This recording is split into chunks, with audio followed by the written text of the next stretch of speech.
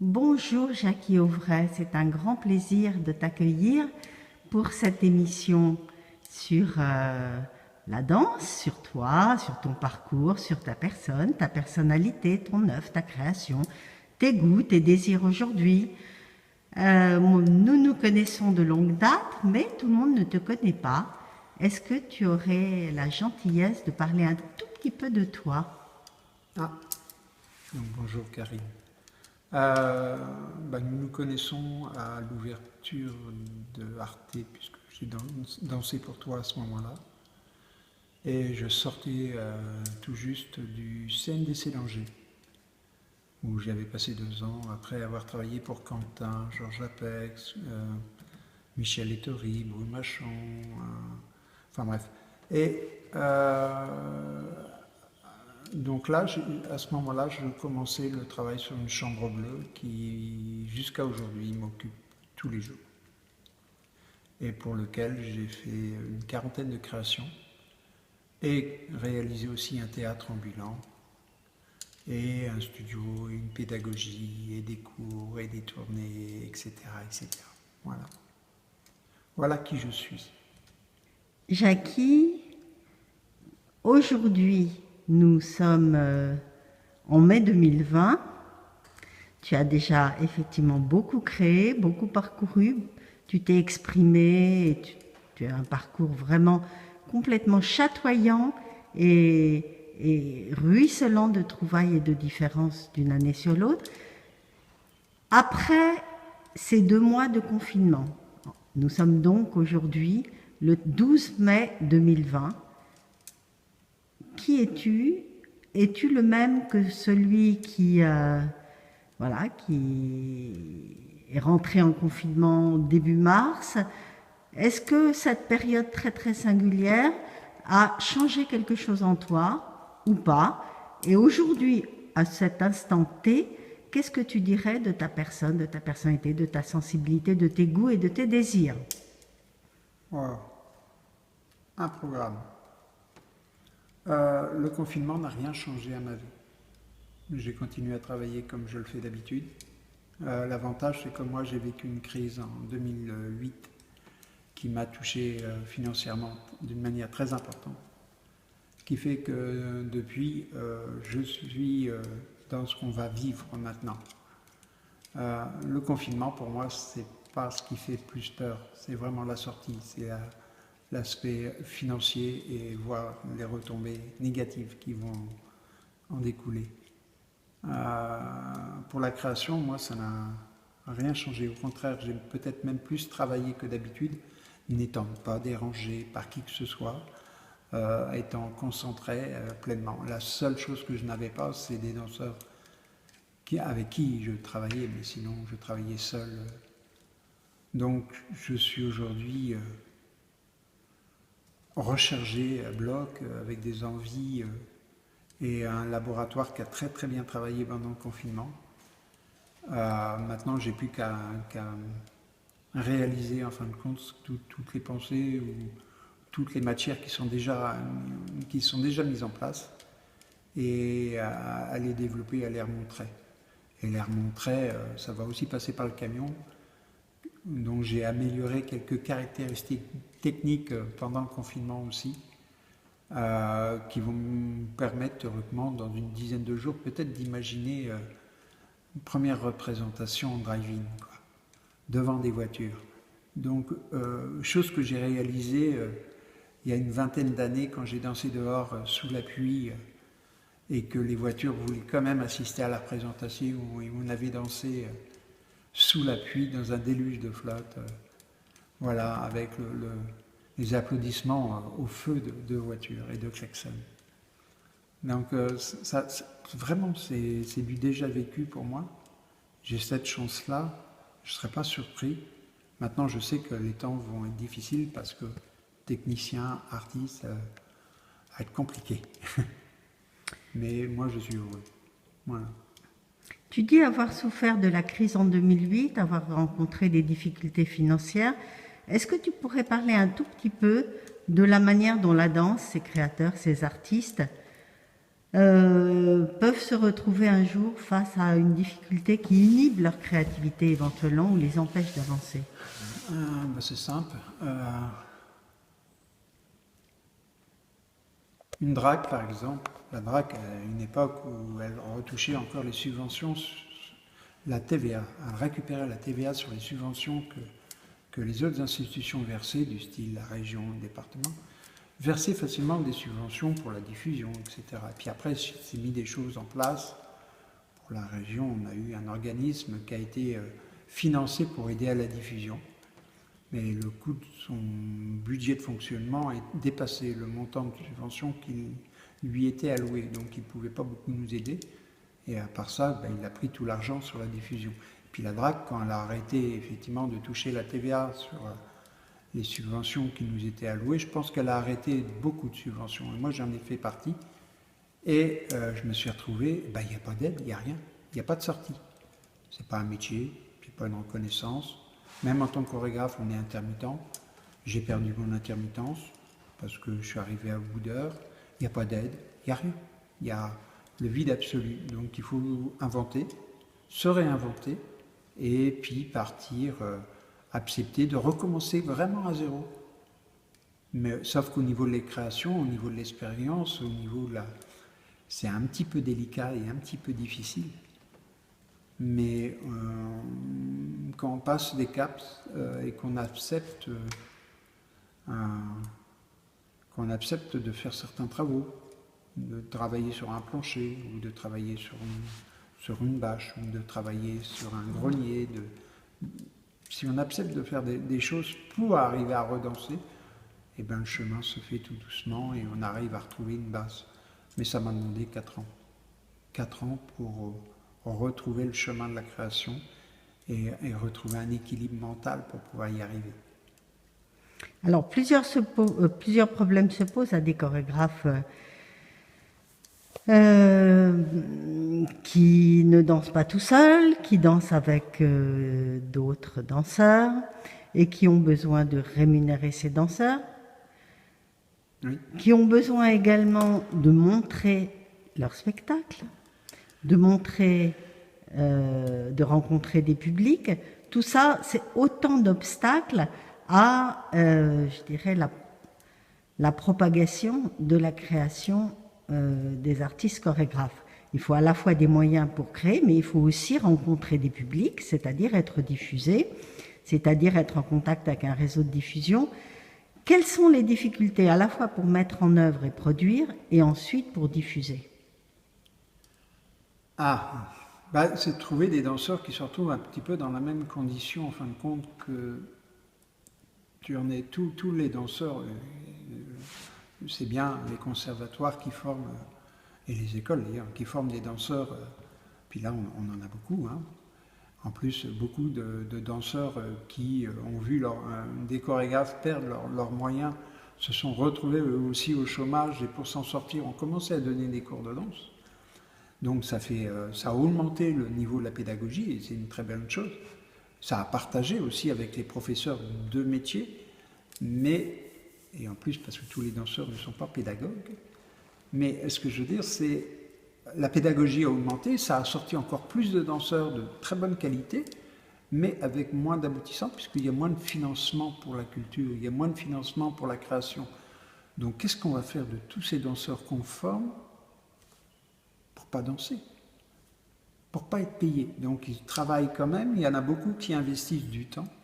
Et moi j'ai formé une danseuse pendant 3 ans, qui avait 16 ans à ce moment-là, et pendant sa formation, pendant les 3 ans qu'elle a passé avec moi, on a réalisé un duo qui a été une petite magie, et elle avait un niveau professionnel sans problème. De toute façon, au bout des 3 ans, on s'est séparés pour qu'elle aille danser ailleurs, et je sais qu'elle est partie à Berlin et qu'elle a trouvé vraiment du bonheur là-bas. Enfin bref, la pédagogie est un mode de financement, le savoir acquis a une certaine valeur et il intéresse quand même pas mal de personnes et le transmettre aussi à des danseurs, même si aujourd'hui on ne peut plus en vivre. quelque part, eux peut-être pourront le transmettre à d'autres qui pourront en vivre une nouvelle fois, mais la roue tourne et pour l'instant, moi je suis redevenu un saltimbanque, un vrai saltimbanque. J'hésite pas à mettre le chapeau, j'hésite pas à repartir à la rue. Mon camion, ben effectivement, j'ai fait à peu près 190 festivals, mais plus de musique que de danse d'ailleurs.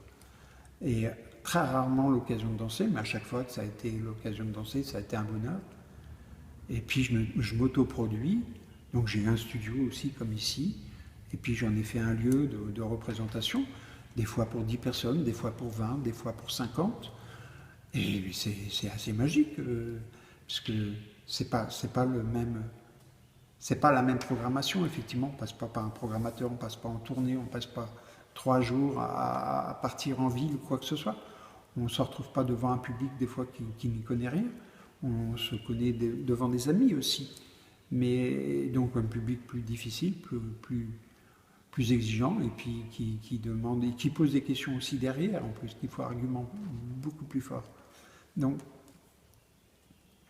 il y a des solutions de toute façon. Il y a juste que c'est la zone de confort qui est perdue. Cette zone de confort que tout le monde a perdue là. Et je pense que c'est au niveau mondial, une forme d'assurance. Là, tout mon travail est basé sur un savoir-faire, sur des compétences. Et je ne suis pas plombier, et je le reconnais. Je ne sais pas faire de la plomberie.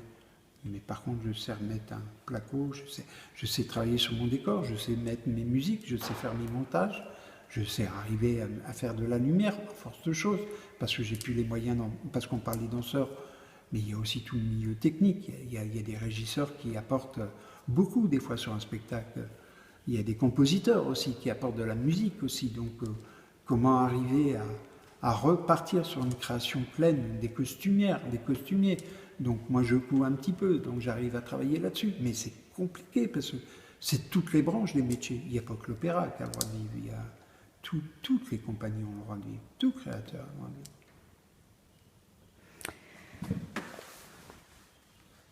Est-ce que tu as connu à un moment de ta carrière le schéma classique qui est d'avoir une compagnie structurée avec un staff administratif, avec des danseurs rémunérés, avec, comme tu disais, des décorateurs, des costumiers, des créateurs de lumière rémunérés, et un calendrier à la fois de création et de diffusion dans plusieurs régions du monde, c'est-à-dire le schéma classique. Oui, 12 ans. Pendant 12 ans.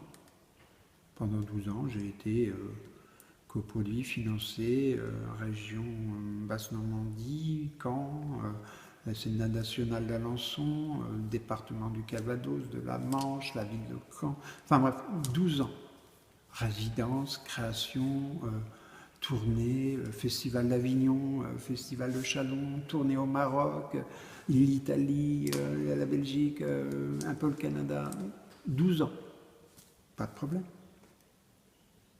C'est vrai que c'est difficile après. Mais en même temps, on retombe sur l'essentiel.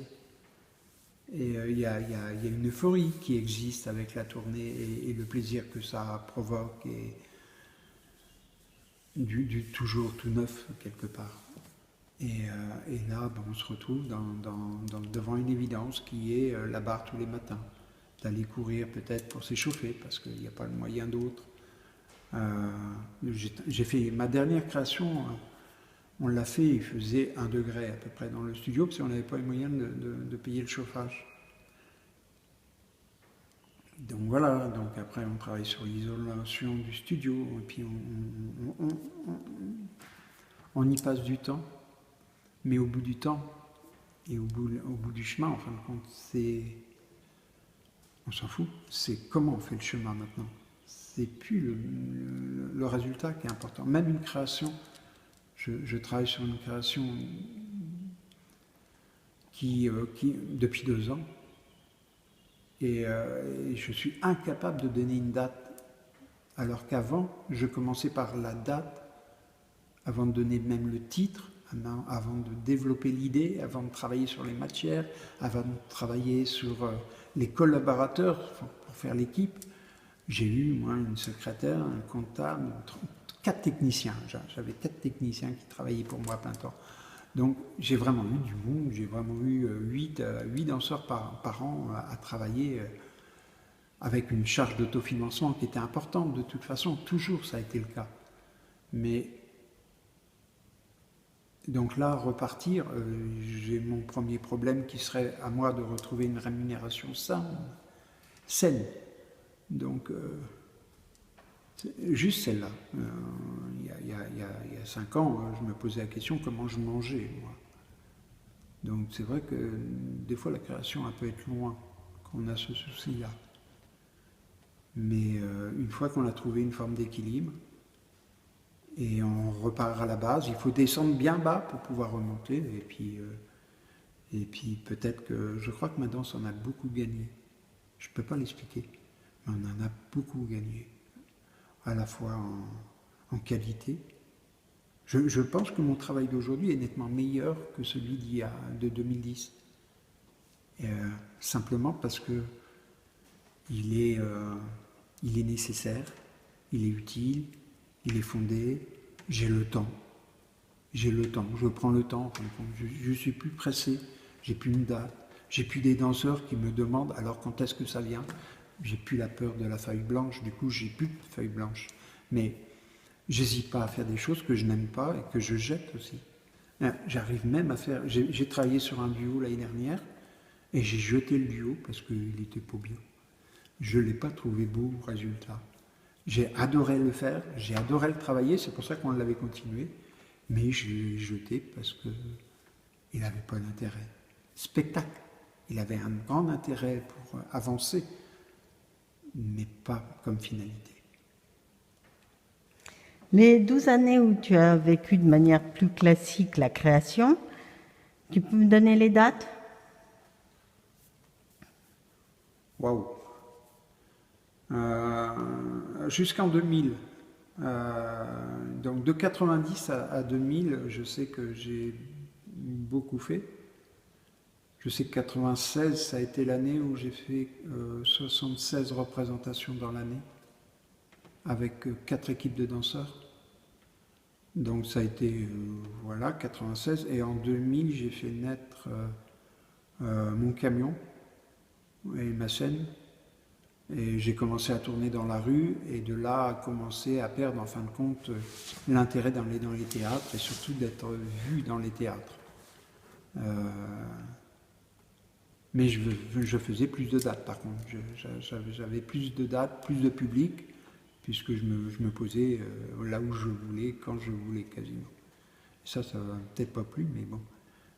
C'est peut-être ces formes-là qu'il va falloir revenir. Et...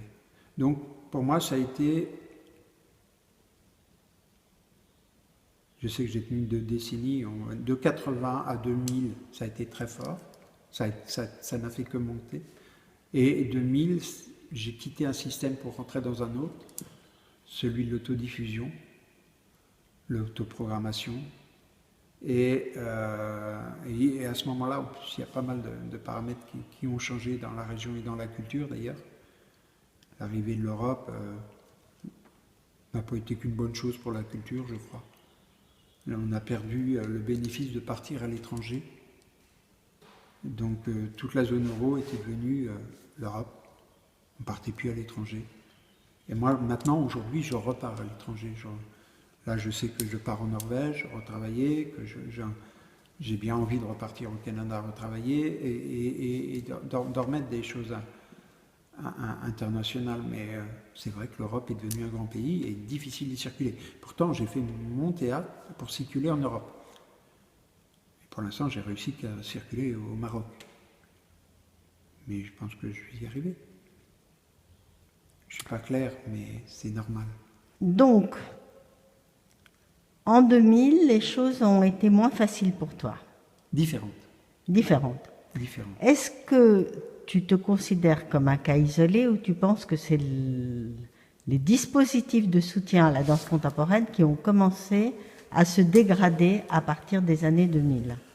Ah bah c'est vrai que les danseurs hip-hop commençaient à apparaître, qu'ils je reconnais dans leur discipline le fait qu'ils se sont très rapidement très structurés. Vraiment. C'est impressionnant. De là à imaginer qu'ils prendraient la place de Maggie Marin, qu'ils prendraient la place de Régine Chopineau, c'est des grosses surprises quand même. C'est le voir que la danse contemporaine a vraiment disparu un petit peu quand même dans les plaquettes ou dans la nécessité. Je ne suis pas sûr que ça soit complètement disparu, mais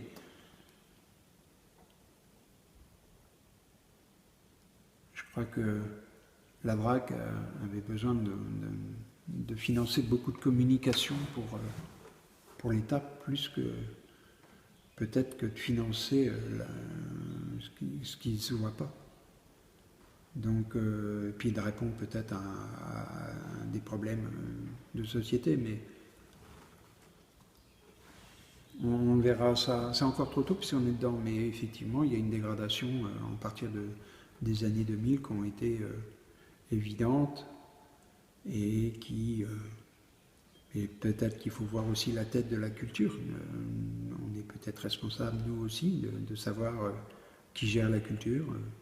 Il y a combien d'entités en France qui peuvent dire leur opinion sur un tel et un tel. Après, effectivement, les fonds de la danse ont été transférés pour les musiques actuelles. C'est vrai que nos experts en danse a été un tableau recopié pour les musiques actuelles. Donc une région comme la Normandie qui avait plus de 600 groupes, du jour au lendemain on en a financé 10 par an. Et en finançant 10 par an et en disant aux producteurs et aux tourneurs que c'est ces gens-là qu'il faut faire tourner puisqu'on les finance. Et comme on vous finance pour programmer, autant que vous preniez les gens qu'on finance pour tourner. Mais le même format, en fin de compte, a été créé. Donc je pense que c'est simplement un transfert. Mettons les musiques actuelles, occupons-nous-en, ça va éviter certains groupes de faire de la politique et de se présenter, d'ailleurs, comme un certain groupe à Toulouse, je crois. C'est dans la même période. Et comment on peut... Voilà, c'est simplement un transfert. Et puis de toute façon, il n'y a pas les moyens pour tout. Donc c'est des choix à faire. Les experts, s'il y en a deux qui sont bons, ils vont en choisir un.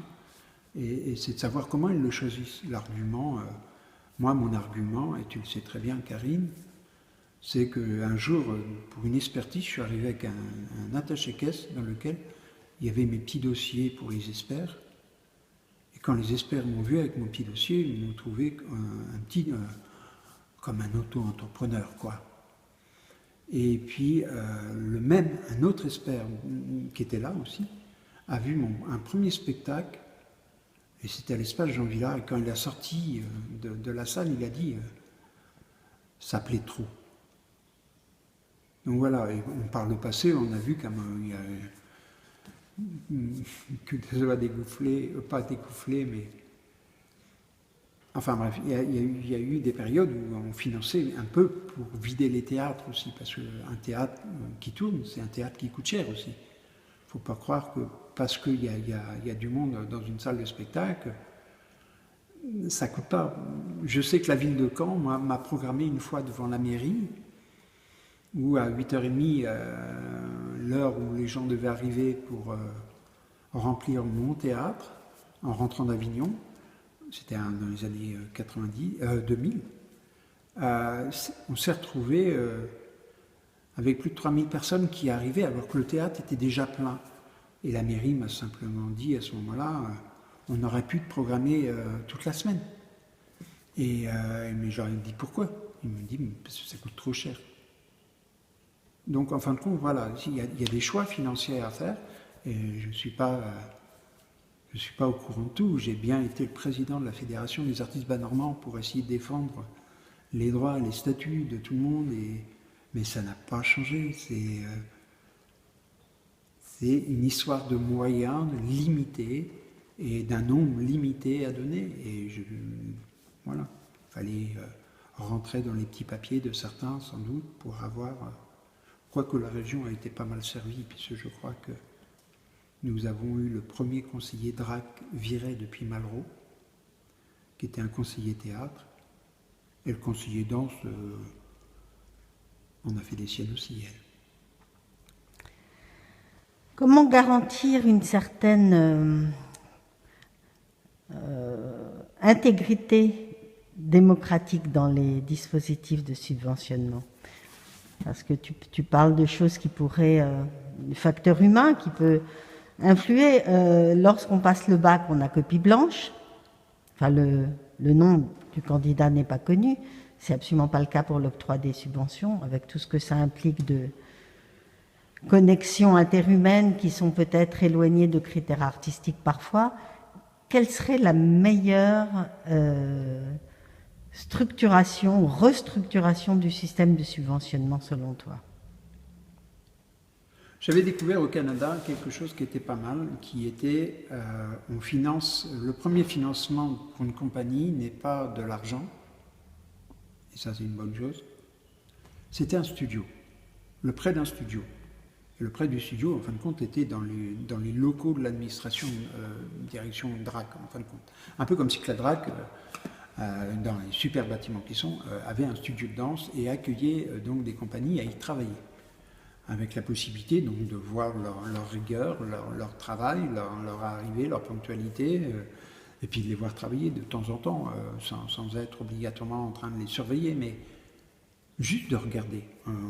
Moi, j'ai accueilli des gens dans mon studio à travailler, en leur donnant 15 jours pour travailler. Au bout de 3 jours, ils partaient parce qu'ils s'engueulaient, ils ne savaient pas quoi faire.